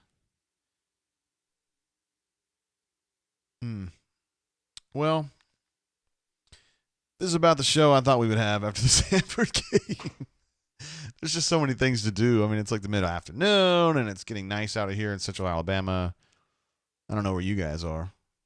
The Henry TD's up near Chattanooga. I wonder if he's dealing with that weather a little bit. Ed Darby also brings up a good point about the kicking game. So Anders goes out there. Anders, who is 4 of 10 from outside of 40 this year, goes out there with Sipos as his holder now, and then they get blocked. And that's not good. You can say that's not on Anders, and I tend to agree, but that field goal unit, it's not good. Blake says he's very nervous about next week, even with Bama without Tua. I just don't see Gus winning this big game. That's a fair point. I tend to think Auburn's going to win it, but I don't think it's a slam dunk. And what I've seen of Mac Jones hasn't really impressed me very much. But I mean, then again, it's like Bo Nix, Iron Bowl. Gus is going to get tight. Is he going to do the same stuff he was doing against Georgia, where they were trying to just run into the teeth of Georgia's defense and then abandon the run? And Gus tends to get weird in big games like this. So you kind of have to think about it that way, I guess is the way I would put it. But the kicking game is a major concern, dude. Coming into the year, I would have thought Anders would be like one of the real strong points. Like, you don't ever want to say the strong point of an offense is the kicker, obviously. But I thought he'd be a guy that would be, 90%. And he has not been that guy. I mentioned this earlier about somebody else, but I mean, I think he's really good in practice. Then he gets out there and just hadn't been there, man. And Daniel Carlson had his own problems his first couple years, but he tightened up. And maybe Anders will do the same. Toe says if we lose next week and look bad on offense again, the Fire Gus talk is going to come back. I don't think the Fire Gus talk's going away, my opinion, but it will absolutely ramp up. You're right about that. Blake says, I think Bama's going to be run heavy. Our defense will keep us in the game. Gus offense is what I'm really worried about. Yeah. And TD, who's been here the whole way, wire to wire, says B-Matt should be live broadcasting his walk back to the car. Dude, we did that last week for the Georgia game, and he was like huffing and puffing like he was going up Mount Kilimanjaro or something. I don't know what the deal was with that. I mean, he was only down for like 4 days with his gallbladder. I don't know why he would be so out of wind. We're talking about a guy who walks. I mean, I feel like I'm doing pretty well to walk 11, 12,000 steps a day, and he does like 20. So he should be good. AU Taxman says this game coming up is going to be a repeat of UGA. If it is, and it's 21-0 going into the fourth quarter. Telling you guys, those of you who got on the bunker and said JG's an idiot, well, you don't know what you're talking about. You may have to kind of hope that you're right on that one because it's going to get hairy. But then again, they didn't show a lot today. They're still pretty good, this team in general. They could definitely win that game. There's no doubt about that. We got a call coming in, believe it or not. I was about to wrap it up, but we'll take it. Hell, it's here. Hey, caller, how you doing? Welcome to the show. Who I got on the horn?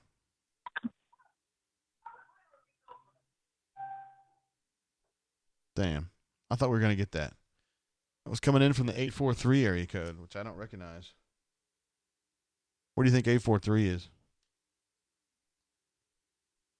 I don't know. That is Charleston, South Carolina. Interesting. Well, nobody was there. Tilray says, where's young Nate? Is he doing a kickstand at the Sigma Chi house? Something tells me that young Nate is not at the Sigma Chi house. No, I don't think so. I like to tease young Nate about, him getting into trouble, just like we all did in college, and I don't think he gets into trouble at college. I think he lives a life of solemnity, relative solemnity. Bill Miner says, in Gus I trust, have faith. Wow. God bless you, man. It does take a lot of faith. Toe, you were right. Charleston is indeed 843, but all we got was the car going boom, boom, boom. That's all we got. Ed Darby says no dumpster tonight. I didn't communicate with Doc. There was a rumor going around. Nope, Doc just texted me. There was a rumor going around that Doc was knee deep in some fillies that he needed some time with. But I think he's going to be available, but it's probably going to be a little too late. I don't know if we can go this long to get to Doc Dumpster. Oh, it was you, William. Your phone is screwed up. Yeah, well, it happens to all of us, bro. No big deal. You got a week to get it together. We'll have the Iron Bowl show next week, and that'll be a big, big game. So we'll probably wrap it up there, guys, for reals. I mean, I hate giving up, and I'm not really giving up, but, it's Samford week, and, we got the Iron Bowl coming up. I actually was seriously thinking about this, and those of you who are here, because you guys are the hardcore people, I was thinking about doing a show in the middle of the week, just kind of getting ready for the Iron Bowl, and we can also talk basketball because at that point they will have played 2 games, one against New Mexico and one probably against Wisconsin, but it could be Richmond. So I don't know if you guys are interested in maybe doing a middle of the week show. I mean, if it's only the hardcore people, that's fine. It's not a big deal. But I'm interested in doing a show if you guys are. Love the Cats. Are we going to 1 a.m.? Hell no, we're not. We got to watch that Missouri-Tennessee game, bro. My man Gabe, who lives up in Missouri, says it was snowing there this morning. That's crazy. Snowing. Rich says, fire Gus. Very common refrain. Ed Darby says, do you think any coaches will be let go? Cody Burns.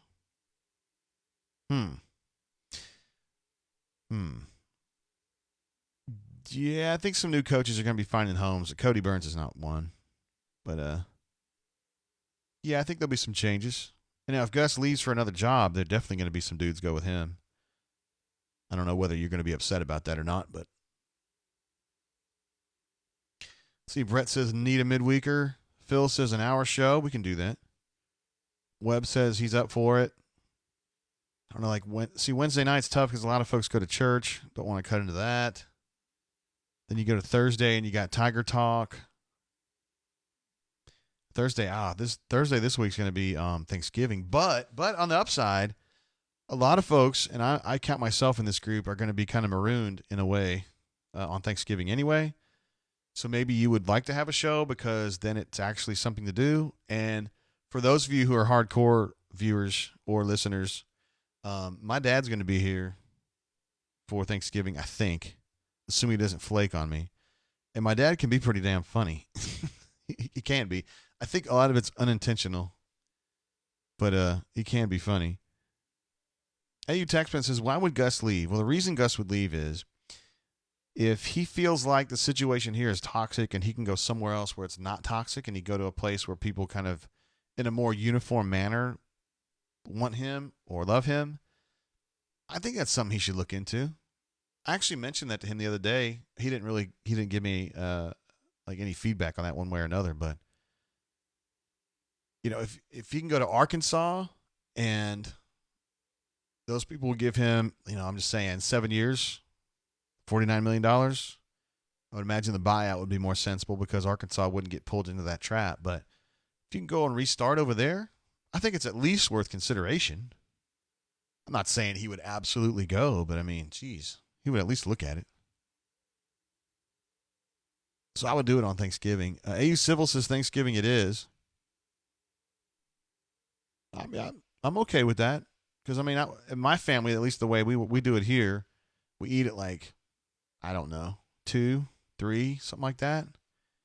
And then we're all bitching about how full we are at like 5.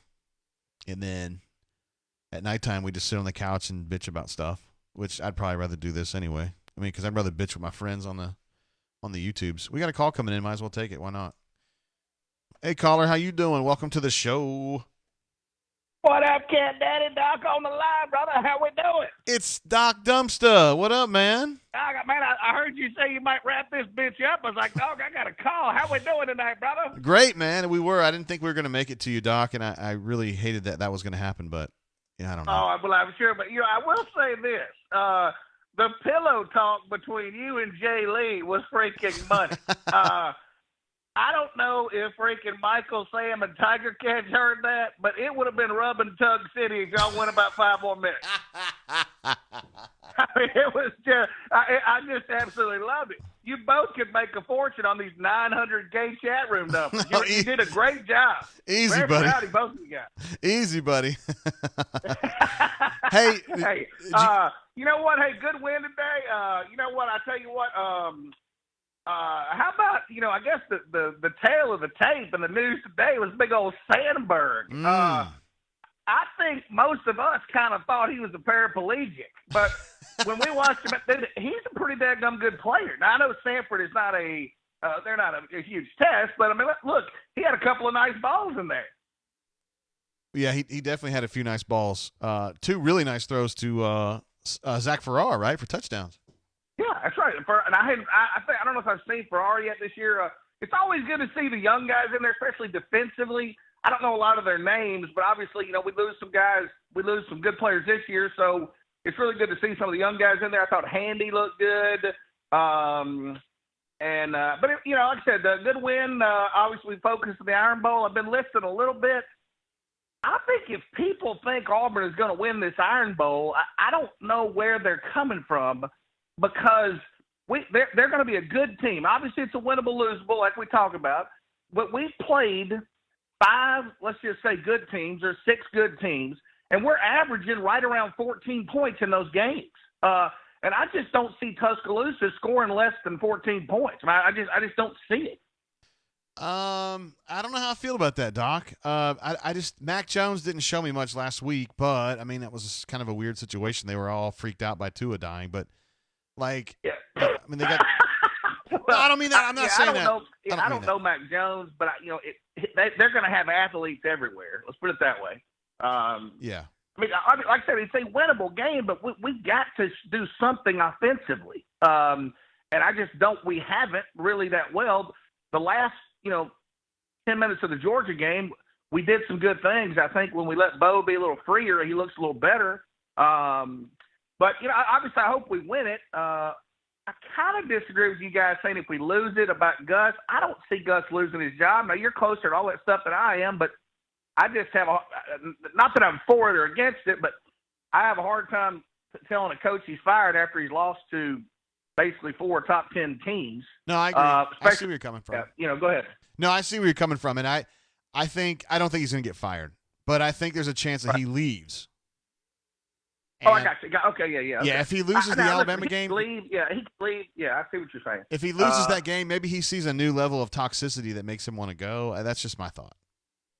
Yeah, and anyway, like I said, I think if he has the option to leave, I think he definitely looks into it, because this is a pretty warm situation he's put himself in at Auburn. I think if there was a $260,000 buyout, I think he'd probably be fired. But obviously that's not. It's not there. Right. But yeah, good show tonight. Having Henry TD20 call in, dude, he's a bunker freaking hero. Yes, love Henry TD. Everybody does, of course. Yeah, he's a freaking loaded attorney out of Chattanooga somewhere. He gets along with Balls FG, gets along with the LEA. He's just a good old guy. Good to have him on there. And then wasn't the first caller again? Was it Ruxman again? Yeah, Ruxman. Yeah. Yeah, and he was a ton more sober tonight, wasn't he? Oh, he was absolutely sober. He said it was too early.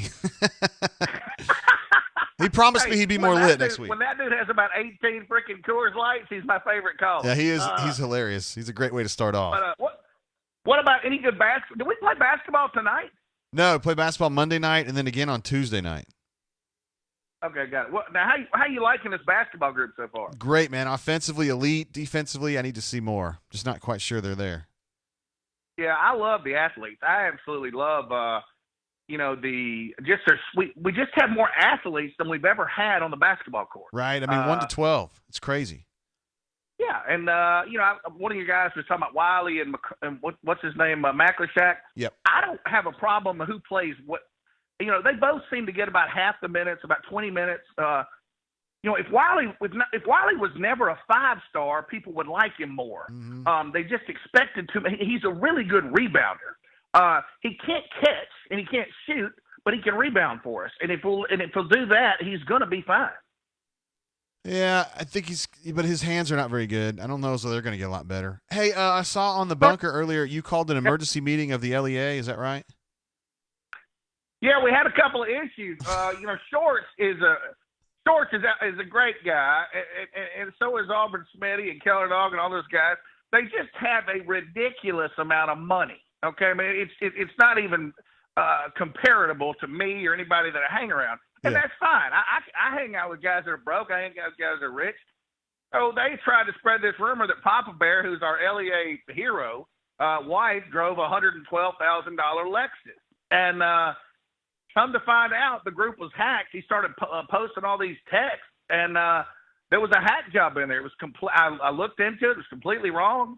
Papa Bear is a very modest human being. An attorney, lives in Cumming, Georgia. So it's just what Ball Zero FG tries to do to us. But I think we're all good now. But who knows what Shorts will pull out tonight? So she drives a Corolla, and it's not actually a $150,000 Land Cruiser? Is that the deal? No, I think she actually drives. What I can do is a Hyundai Elantra. Yeah, okay. And I will say this: there were some arguments with Balls FG because supposedly it does have a sunroof, and there's no member of the LEA has the sunroof. Okay, yeah. So it was just a bunch of misinformation. Papa Bear will address it tonight, I think. But yeah, there was a lot of stuff that was started by Balls FG, Smitty, Shorts, all those guys, and so. But I think we're over it now. We're going to take a stand as an organization. We're going to stand up to this bullshit. I mean, they just can't stand it. I appreciate you calling it out. Hey, listen, have a great night. Hey, War Eagle, baby, we'll talk to you next week, brother. See you, Doc. Be good. Doc Dumpster, ladies and gentlemen, one of the great ones. Hall of Fame poster, no doubt about it. I know there's people that say, I get so tired of him writing like that. I mean, hey, I don't know what to tell you, bro. It's just his style.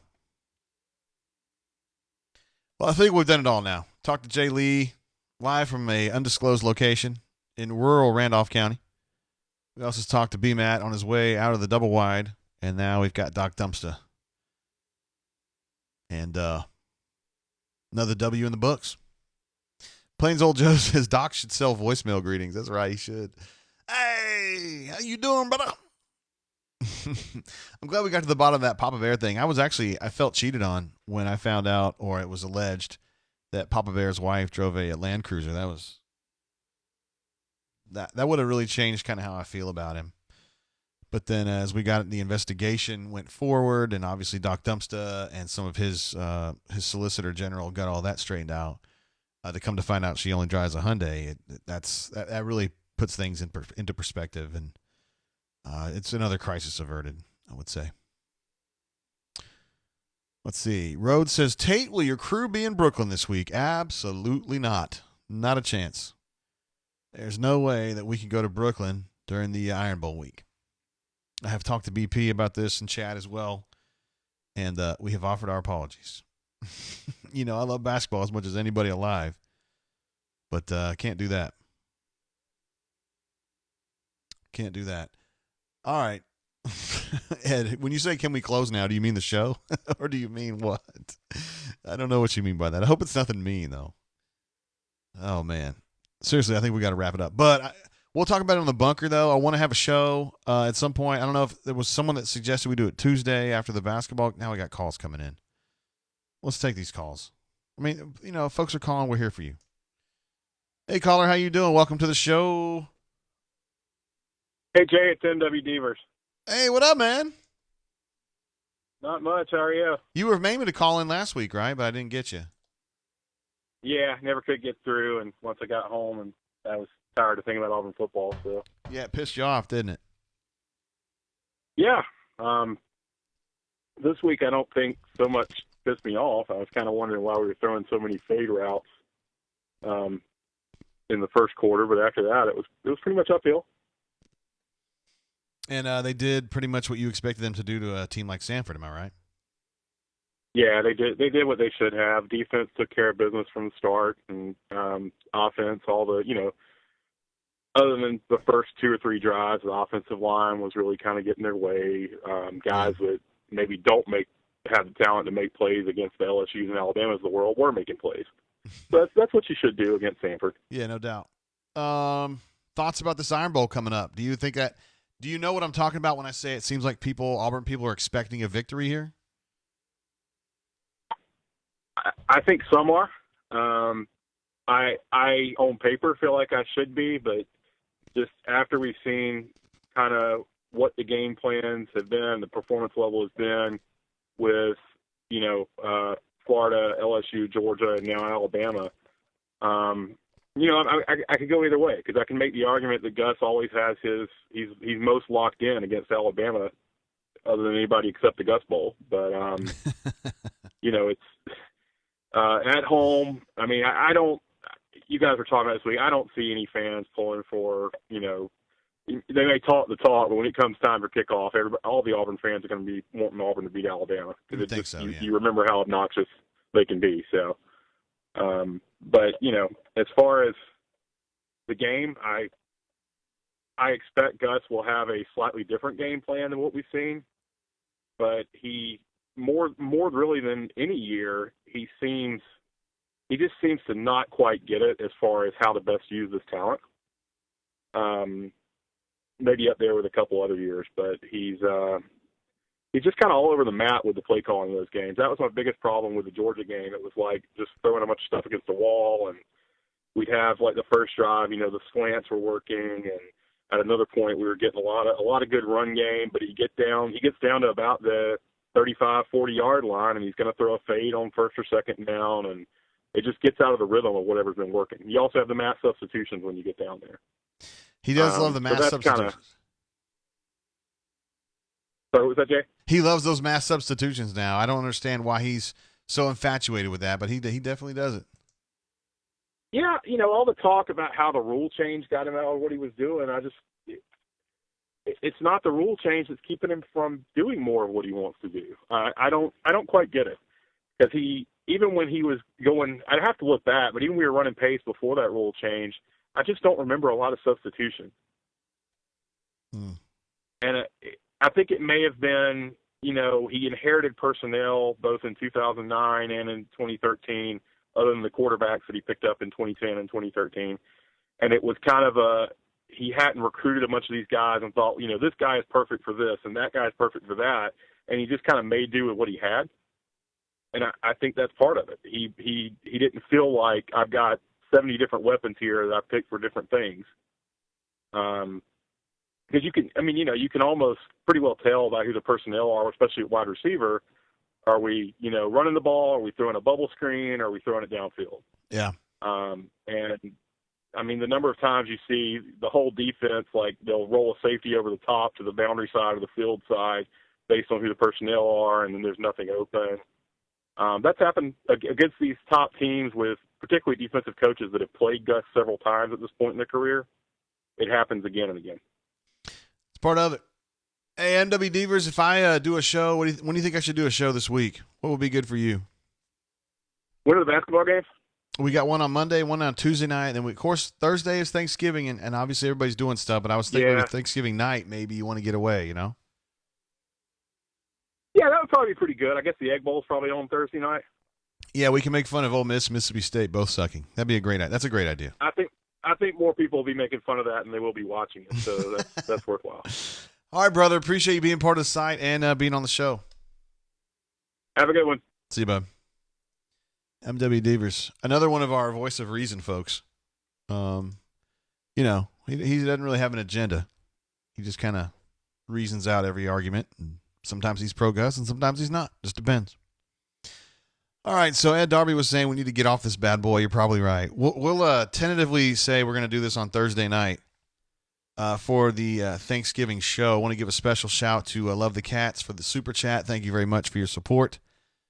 Appreciate you. I hope we can get some super chats going on Thursday night if we're going to do the Thanksgiving show. We can that can be the bourbon fund. We can all drink the same bourbon together. I don't know what kind we should get though. And maybe if we get Jay Lee on, he can just still talk in that voice, even though he has no reason to at that point. That'd be kind of cool. So we will tentatively schedule to get on Thanksgiving night and do a little bit of a show, getting ready for the Iron Bowl. We'll talk about basketball as well. And we'll talk about things we hate about Thanksgiving. Yeah. And a lot of y'all will be with family, some family you don't want to hang out with. You're probably going to be liquored up anyway, so it's a great opportunity to get on here and air grievances. All right, guys, so we're going to wrap it up there. Appreciate you. I know TD's been here the whole way. Love the Cats has been here the whole way. Taxman's been here a long, long time. Who else? Webb's been here pretty much the whole time, if not the whole time. Pistachio came in early. Grind hard, thank you. Wizard Dragon. AU Civil. Sean Tanger came in late. Asked Jay, do you think the refs are working against us? No, not consistently, I wouldn't say. Dan, thanks for being part of the show. Trip. Ed Darby's come on strong here late. Who was that gal that was on last week? That I think her name was Marion last week? She was getting under some of y'all's crawls big time last time. Yeah. TD says, Tevers was the last good to great poster on 24/7. Glad he saw the light and joined the bunker. Yeah, I actively recruited him to come over here. I mean, I just kind of the way it went down with MW Devers is he and I got into a Twitter dust up at one point, 2 or 3 years ago, as I recall. And I thought he said something that I thought was below the belt about me. And then I confronted him about it, in a not too mean way. And then he responded in a really respectful, reasonable way. And I was like, oh shit, he actually is pretty cool. And so we got to talking, and I'm just glad that he's over here. I didn't know if he's still over there or whatever. And it's weird sometimes with 24/7 because, a lot of those guys you guys know how I feel about Philip. He's one of my best friends, and Jason's awesome, awesome dude. I like hanging out with Mark a lot more than I used to. I talk to Mark quite a bit, and he knows a lot about 80s music. Got to give him credit for that. And then Brandon, I play Call of Duty with Brandon every now and then, so I like those guys. We're competing against them, but at the end of the day, it's I don't hate them, and I don't think they hate me. So, it's just business. All right, so we're going to wrap it up, guys. Appreciate you being part of the show. We'll see you guys on Thursday night. Again, Auburn basketball plays Monday night, and Tuesday night we'll have wall-to-wall coverage, even though we will not be in Brooklyn for that particular 2 for 2. But we'll be covering the game and doing that whole thing. So anyway, make good decisions out there tonight. If you make bad decisions, don't make really bad ones, okay? Just be smart. Till we see you again, keep your feet on the ground and keep reaching for the stars. See ya.